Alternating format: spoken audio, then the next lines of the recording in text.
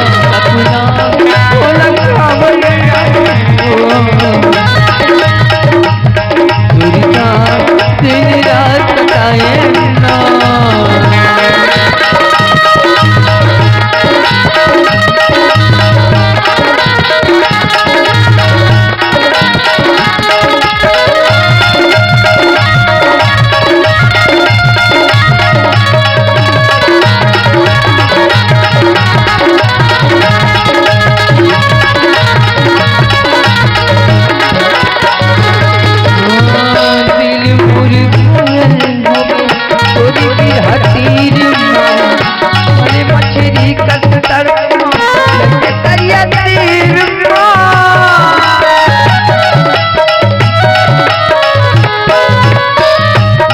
मोरी घायल होगी तोरी भी हतीर मारी मछली कतर तरिया तीर जगा बोली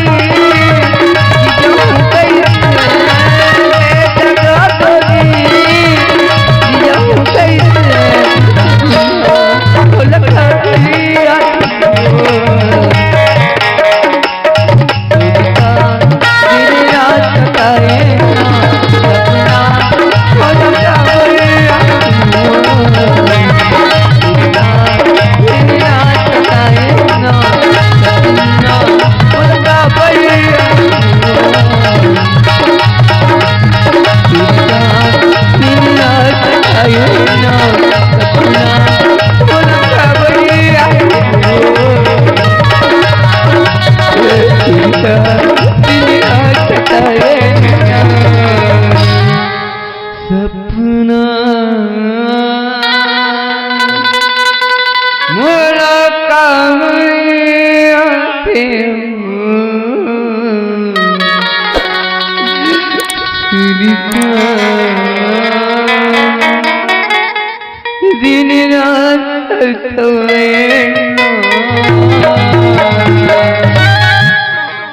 जोहार संगवारी हो।